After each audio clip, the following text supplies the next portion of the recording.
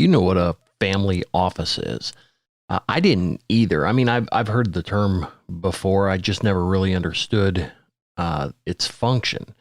And so I had run across, I shouldn't say I'd run across, but I had known Kevin Alerding of Indie Asset Partners for a while. I've seen him speak a couple times, and he recently, and when I say recently, in the last couple of years, he started or joined a practice in which the practice is a family office. So I reached out to him, and I wanted to learn a little bit about, what a family office is and who's it for, why does it work, and why are so many families moving in that direction. So I hope you enjoy my conversation with Kevin Alerding. Please welcome. This is another episode of the Defenders of Business Value podcast, a podcast where we talk about what makes a business valuable, learn the tips and tactics to increase your company's value that only veteran deal makers know. And now, here's your host, Ed Meisselgland. I'm your host, Ed Meisselgland. I teach business owners how to build value and identify and remove the risks in their business so that one day they can sell their business when they want, how they want, and to whom they want. On today's show, I'm really excited to welcome Kevin Alerding of Indie Asset Partners. So welcome to the show, Kevin. Thanks for having me, Ed. I appreciate it. So before we got started, I kind of gave a high-level overview of Indie Asset Partners and you, but if you would, can you give a little bit more about you and this thing that you have called a family office? Yeah, absolutely. This is I'm a lawyer by training. I spent 23 years in the active practice of law. Most of that was doing estate planning work. I started at what in Indianapolis would have been a medium-sized law firm where I did a lot of tax work, estate planning, worked with a lot of closely held businesses, contractors, subcontractors, construction companies, and those are mostly family owned or maybe have a couple of owners. So we did a lot of business succession planning and estate planning with business owners. I moved to a larger firm, Indianapolis firm Ice Miller, and spent 17 years there with maybe a heavier focus on estate planning, but continued to work a lot with business owners. And because it's a big firm, kind of the level of sophistication of the practice got bumped up several notches. And I had a great experience practicing law at both places. Absolutely loved it. But I got a little, I think, frustrated with the billable hour business model. And it's not that I didn't like keeping track of my time so much as I didn't think it was very beneficial to clients. We would do what we thought was really good work, meeting with clients, trying to figure out what they wanted to accomplish, creating a plan to help them get there, drafting the legal documents that would help them get there. But then once the documents were signed, we would often kind of turn it over to the client and say, all right, good luck implementing this. I hope it goes well. And then they would work with their accountant and their financial advisor to try to implement the plan that we had created and drafted. And too often the implementation was just poor, just really poor. Then we'd see them a couple of years later, and how did that go? And it often they didn't achieve the benefits that they should have gotten, and the benefits that they would have gotten if we had been riding along with them through the implementation process. But the reason we weren't there, the reason they wouldn't call us to help with the implementation was because of the hourly rate. They knew that every phone call was another bill. And so they would kind of stumble through it on their own, or maybe with the help of their accountant or financial advisor who didn't quite understand how it was supposed to work. So I left my firm a couple of years ago to come to Indie Asset Partners, which was an investment management firm. And within the confines of this investment management firm, created the family office with the idea that we could be involved in the planning and the implementation for families. And then we can integrate both the planning and the investments, and then help coordinate the tax work and the charitable giving. And if you've got all of that in one place, then the results, because the implementation is paid much more attention to, then the results are going to be a lot more robust. And that's actually been the case. We've been really successful in doing that. So what prompted me to get you to come on is when we were at the Exit Planning Institute meeting, and you were talking about a family office. And I guess what is the challenge to me is, what is a family office and how does it work? I mean, I recognize that, based on your description, it's kind of like a holistic oversight of asset maximization, but I think there's more to it than that. Right. And I get that question a lot. What exactly is that? What is a family office? And so some clients describe it, or some people describe it kind of as you've hinted at, it's kind of one-stop shopping for professional advice. But probably the easiest way to describe it is with an example. If you start with an ultra wealthy family, say hundreds of millions of dollars, and you're not required to have this, it's just to explain how it works. If you have a family that has hundreds of millions of dollars, they probably have a pretty complicated financial life. They have certainly stock accounts, but they'll have real estate investments in multiple homes and business interests and trusts and family partnerships and private family foundations. And it takes a lot of work to manage all of this. And they don't have to, at that level of wealth, you don't have to hire your local stockbroker or your local accountant or your local lawyer. You can actually hire a team of accountants and bookkeepers and lawyers and private equity people and investors to work exclusively for your family. That's their full-time job, is working for your family. That's a family office. Now, if you take that down a couple of notches, we're not talking about hundreds of millions of dollars, but when you've got a wealthy family, well shy of hundreds of millions of dollars, but still wealthy and still have a complicated financial life. All those things that I mentioned with the trust and the multiple homes and the partnerships, that could apply to a family that's way lower than hundreds of millions, but it's still complicated. They can't afford to hire a full-time team of advisors, and that's what a multiple family office does, and that's what I have, is a multiple family office, is that we have a group of advisors that work for several families to help them. Some of the work we do directly, and then other work we help coordinate with other professional advisors. But they eventually get the benefits of having one place to go to deal with the complexity of having a lot of wealth, to help coordinate all of their advisors so that everybody's on the same page, and maybe most importantly, to help take advantage of opportunities when they arise. I got it. So who all are the advisors? From the research and reviewing indieasset.com, that's INDIEASSET.com, there's as an attorney, there are wealth advisors, a compliance officer, and a whole host of other support personnel. Is that the way the office is structured, or every family office is structured, or is it just in your practice?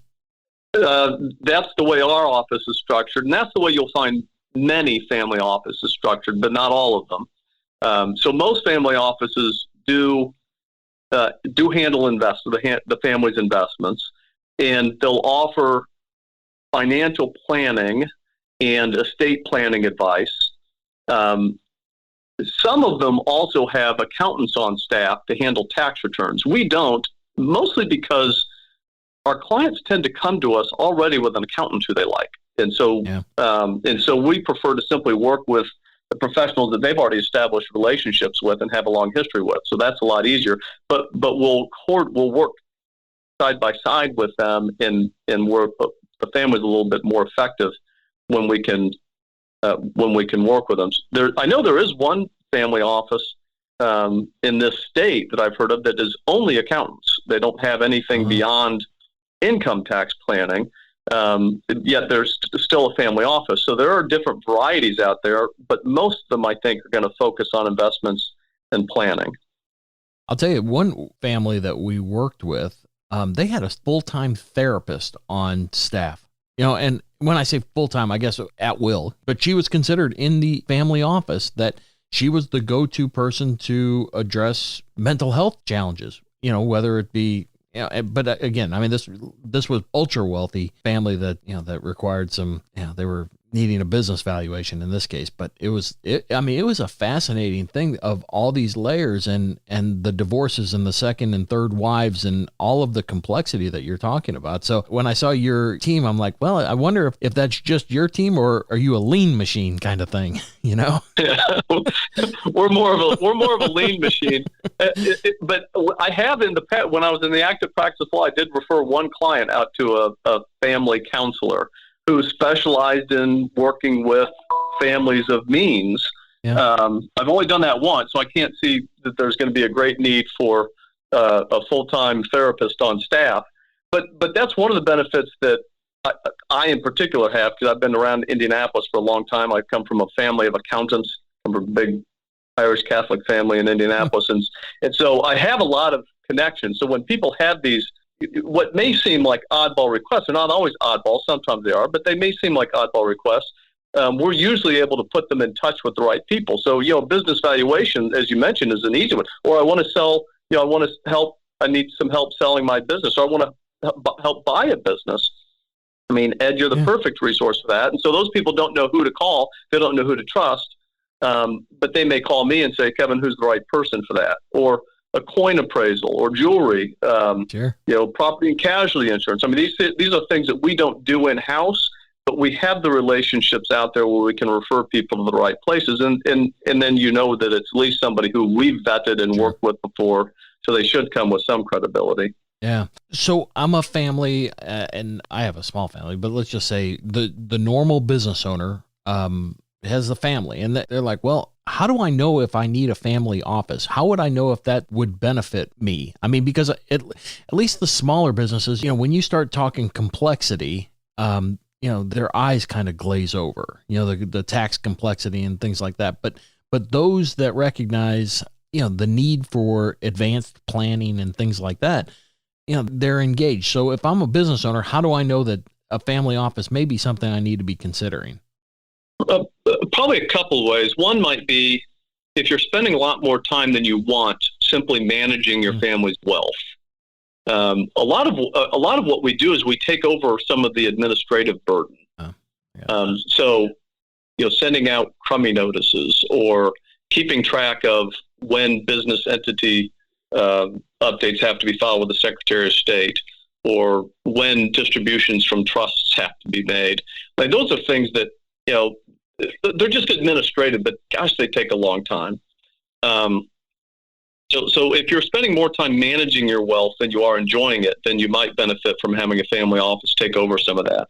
A lot of our clients come in and they've had financial services and they've had estate planning services, but they don't really understand what they have. This is really common with the estate planning. I know I have a trust. I don't really know what kind of a trust. I don't really know what it does, and I'm not sure what I'm supposed to do with it.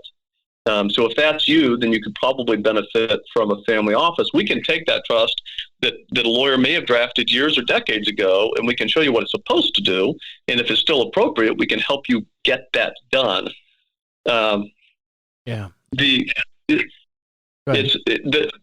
of the benefits of the family office that I was kind of surprised about when I started.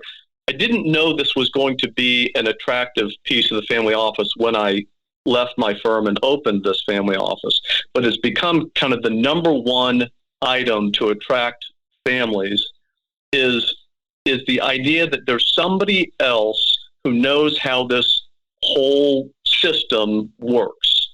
So for most wealthy families, you probably see this, for most families of means, there's one person in the family who kind of gets it.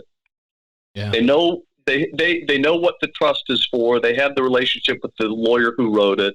They understand where the investments are, and they have the relationship with the investment advisors. They have some understanding of the income taxes and the estate and generation skipping taxes, and they have a relationship with the accountant. And then at some point they go, what happens if I die? Who is going to keep this running? Nobody else knows the account. Nobody else knows the lawyer. Nobody else has read the trust. Nobody else knows that a life insurance premium is due in June, and that the premium notice goes to my brother, who's the trustee, and so we've got to transfer money from this account to that account to get in. Nobody knows these things. So if I die or become incapacitated, who's going to keep this running? And the family office is often a good answer to that. We are the ones who can understand what's already in place. We can probably improve upon it and improve the coordination and the effectiveness. And then we serve as the backup plan for the family, so that if that one person who generally takes care of things dies or becomes incapacitated, we can assist the family through the administration and keep that machine running. That kind of led to my next question on measuring success. I mean, if you keep the machine running, it sounds to me like it's a success. But the people you work with or the families you work with, I mean, how do they equate success? I mean, is it time? I mean, you were saying that, that by us doing this service for you, it frees up a lot of your time. Is that it? Or is it, we're capitalizing on your wealth that you're able to be more philanthropic? I mean, how do you measure your success? The two that you mentioned are right on point. And it's interesting that this is not something that clients bring to us, and they probably should. I mean, once you engage a professional, I think it's perfectly legitimate and appropriate to say, all right, how do I know if you're doing a good job or not? After we're in this for a year and we look back, how do we know if you're worth the money? And some of those are quantifiable. So a lot of our clients will find that after working with us for a while, they actually pay less overall in professional fees just because they have better coordination among their professionals. Sure. They might find that they're paying less tax. They might find that they've actually transferred more wealth to younger generations. And so all of those things are kind of measurable and quantifiable. And then there are some of the things that are a little softer. Like you said, does the family member feel like they're spending less time managing their wealth and more time enjoying it? Do they have more peace of mind? Do they just sleep better at night that things are being taken care of and they're not worried about whether the document has been signed or if they can find a copy of it? They know that all that stuff is handled. A lot of our clients find that their risk profile and their investments go down, so they're not nearly as worried about a stock market crash as they used to because their investments are just handled a little bit better. We spend a lot of time in getting the younger generations involved. So if you're a family of me, one of the things that a lot of our families worry about is our kids and our grandkids are going to inherit a lot of money, but in fact, it might be enough money that they don't really have to do anything, that they don't have to work. They can just live off of their inheritance. But I don't want that. Most of our clients are wealthy because they made themselves wealthy. They started a business. This is most common. They started a business. They grew it. They either still own it or they've sold it. And now they're passing wealth down to their kids and grandkids, but they don't want the wealth to spoil them. They still want their kids and grandkids to be productive members of society. And they want the inheritance that they get to be a blessing for them and not a curse. And so we spend a lot of time working with those younger generations to educate them on how to deal with the finances. And then this is kind of a little bit in line with what you're talking about earlier with the family counselor. And this is where a family counselor can help, is to kind of put some family ideals in place. There's nothing I can do that will replace good parenting. And the good parenting for a wealthy family can cross several generations. Good grandparenting goes along with good parenting. And so pass those ideas. You're going to inherit some money, but that doesn't mean I want you sitting on the beach drinking tequila all day. I want you out there working. I want you to be a participating member of community. I want you to be generous with your money. I want you to be active, part of our capitalist society. That's what we hear commonly.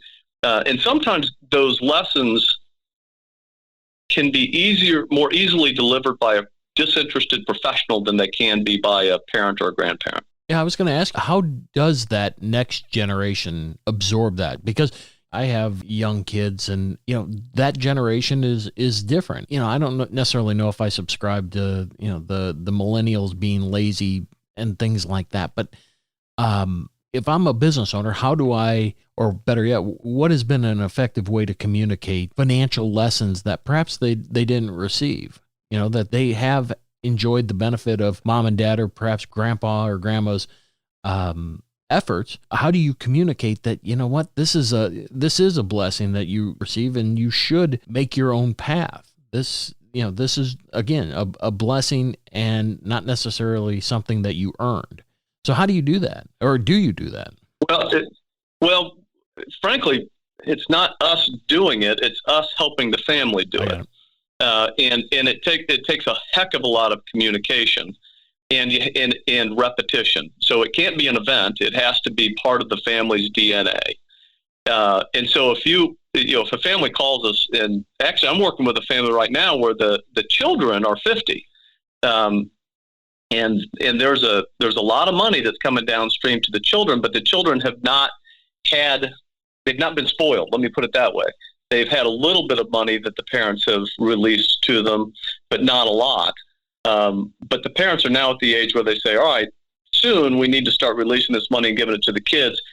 And even though they have some experience with money, they're not connected with really high-level financial managers. They don't really understand tax or investments. And I'm afraid if I just dump, several $1 million on them at once, it's not going to go well.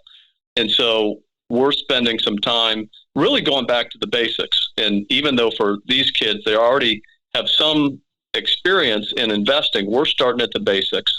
Let's look, how do you review an investment portfolio? How do taxes work? What's the best way to benefit charity? Let's put a budget in place. Let's see what your family spends every year. Let's start thinking about how your budget might change if we added $1 million into your investment account. How would you spend that? How would you spend the income on it? What are your plans? Yeah. And if we work through that for a couple of years and what the family's planning to do, and this was their idea, it wasn't my idea, but I like it. They're going to put $1 million into a joint account with each child, and they're just going to, and then the child's going to kind of report to them, here's my plan. They said, I don't want the details. I don't need all the nitty gritty, but generally speaking, I want to know that you have a good plan that I would agree with, because I want to know that before you inherit the bigger chunk. So we're starting in that family with relatively small steps so that when they get the big chunk of money, they will already be accustomed to working with high-level advisors, and they'll have a plan in place, and then all they have to do is implement it. One of my audience members asked how you get paid. I mean, you said it's not billable any longer, so I mean, certainly you're compensated for the work you do. Is it just pooled together and you have a particular role, or how does that work? Well, so most of our family office clients, we also handle their investments, and so the family office comes as part of their fee, which is billed the same way that most. Yeah. And we're a registered investment advisor. We're not a broker dealer, so our fee is a percentage of assets under management. Yeah. And I have a couple of clients who I brought with me from my law firm who have a different financial advisor. So we don't manage their money. All I do is the advice, and for them, they pay an annual fee, quarterly payments.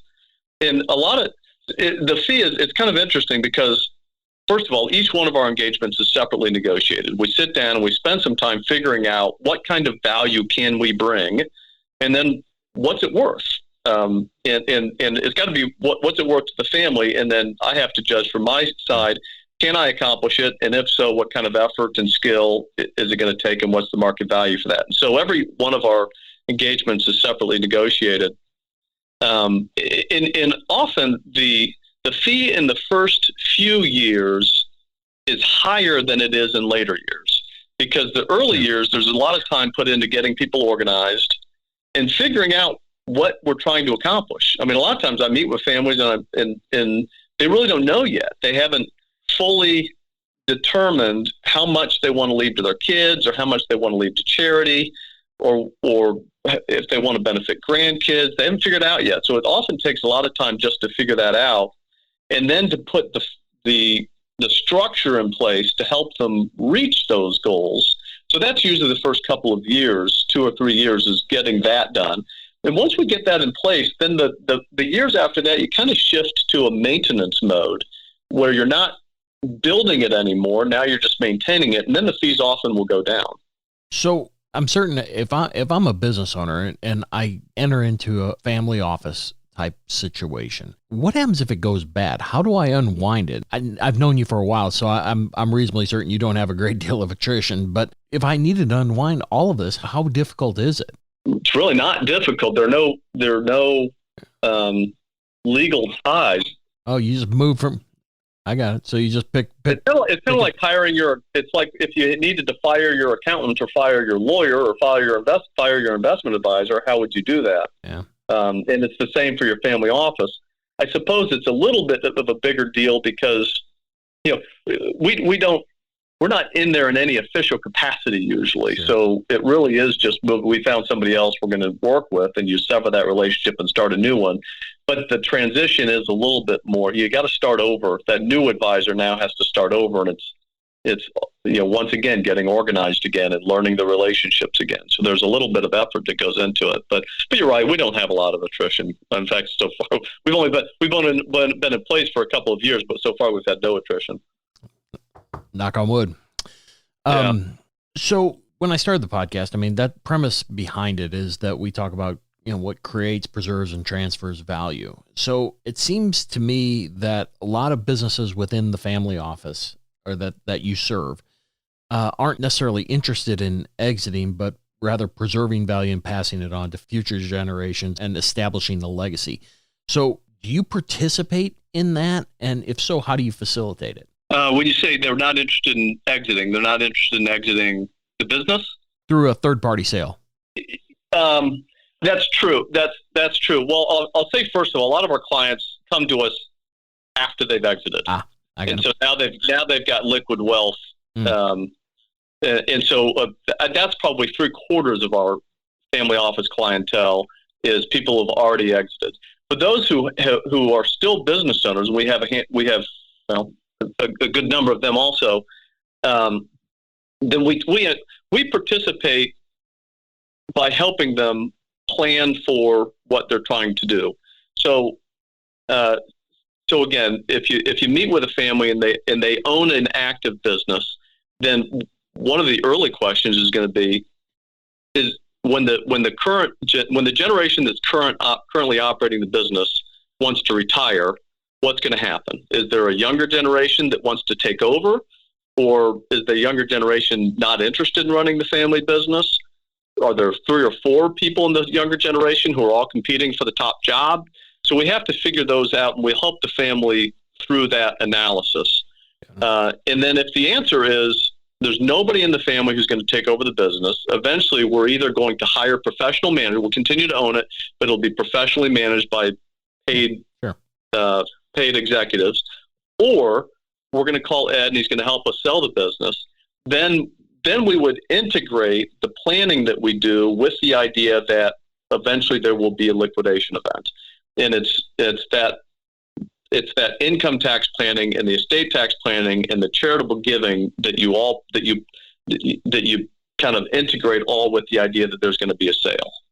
From a charitable giving standpoint, I mean, this is just off topic. I mean, how philanthropic are business owners that you're working with these days? I get mixed information that, it's down, that the fractional interest gifts are down right now, and I'm not really certain why. Are you seeing that in your practice or no? We're seeing a lot of philanthropy. I think we're finding our clients very active in philanthropy. Good. And that is one of and I think, so a couple of things driving this. First of all, I have a very positive view of people in general. I think people are philanthropic. When they have a lot of money, they like to share it. And this is one thing, from your exit planning work, that a lot of business owners are dissatisfied with their exit from the business a year later, not because of the amount of money they got or didn't get, but because they lack purpose. Yeah. When you go from being the man or the woman who's in charge of the business to I've got a lot of money, you lose something in your life. You lose some sense of purpose. But then a lot of times that sense of purpose is replaced with a very active charitable giving plan. And it's not just writing checks and giving money away. It's being entrepreneurial in a charitable way. Yeah. So I find philanthropy being a very big part of it. The other thing is that the estate tax exemption is so high now. For a married couple, it's about $23 million. So you can give $23 million away to your kids and grandkids with no tax at all. So families are able to spend less time on estate and gift tax planning and more time on income tax planning. And income tax planning often includes family foundations, donor advised funds, charitable lead trusts, charitable remainder trusts. And I tell you what, too, that's a great way to engage the younger generations. Yeah. When you say, family, we're going to get together, we've got $10,000 to give away. Let's talk about where we're going to give it, how we're going to give it, where it can make the greatest impact. That's a great way to bring the family together. Yeah, and why we're going to give it, and we have a social responsibility. Yeah, that's a great segue. And you often find families. Everybody's different. You've got kids, and you may have kids who are liberal. You may have kids who are conservative. You have kids who are religious. You have kids who are not. And so there's an element of charitable giving that everybody's got their own thing. But with a family, when you have a family giving program, you can also use that as a method to find out what are our family ideals. What are the commonalities that we all agree on? And let's get the family giving focused on that. If you want to do your own charitable giving to your alma mater, that's fine. But the family giving is for animals or for the alleviation of human suffering or something like that. But it's a great way to bring the family together for the commonalities. Yeah. And like I said, I think small business owners are the most generous people on the planet. I mean, what I think you're right. Yeah. I mean, whether you're talking your ultra high net worth individuals or down to, the dry cleaner on the block, one has signs on buildings, other has signs on t-shirts at the local football, You're right. Yeah, you get it. It's pretty common. It's pretty common in my practice now with our family office clients that when we're talking about what is your end state, what do you want things to look like when you're done with this work? And a lot of times they'll say, I want each kid to get X dollars. I want X dollars to go to my grandkids, and everything else goes to charity. And everything else might be really a lot of money. Yeah. And that makes the planning really a lot of fun because we can use traditional estate planning tools to accomplish the gifts to kids and to accomplish the gifts to grandkids. And then once you've kind of got that plan in place, you're really starting to work for the benefit of charity. And then you can start to integrate. Now you can really get some income tax benefits too by investing in a way that, because the money's eventually going to go to charity. So let's invest in a way that is income tax efficient because eventually it's going to go to an income tax free entity. Yeah. So a lot of our work has shifted from less focus on estate tax and more focus on income tax efficiency. Got it.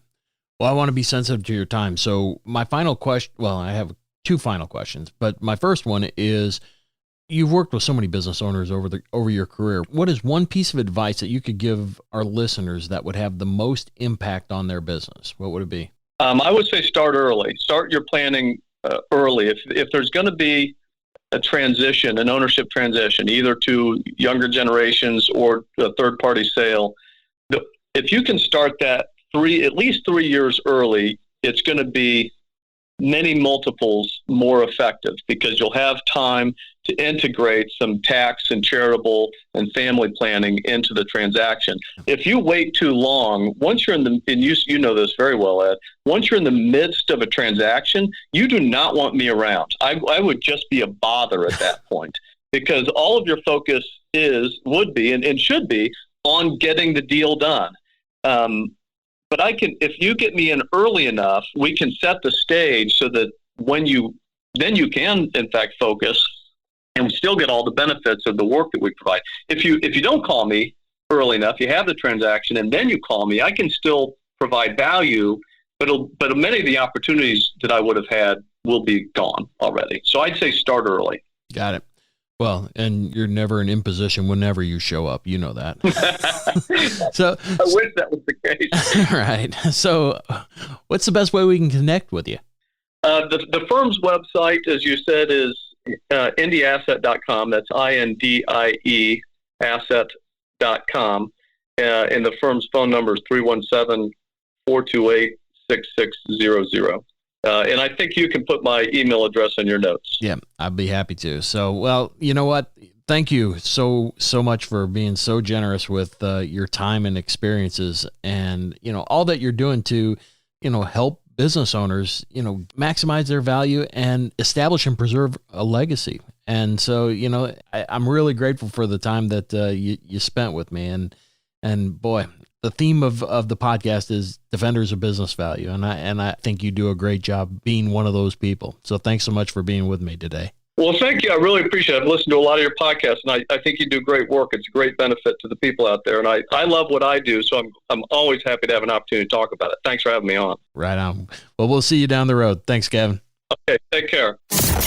This was another episode of the Defenders of Business Value podcast. For more episodes packed with strategies to increase the value of your business, visit defendersofbusinessvalue.com for show notes, transcripts, and free tools to start you on your journey. Subscribe now so you don't miss any future episodes.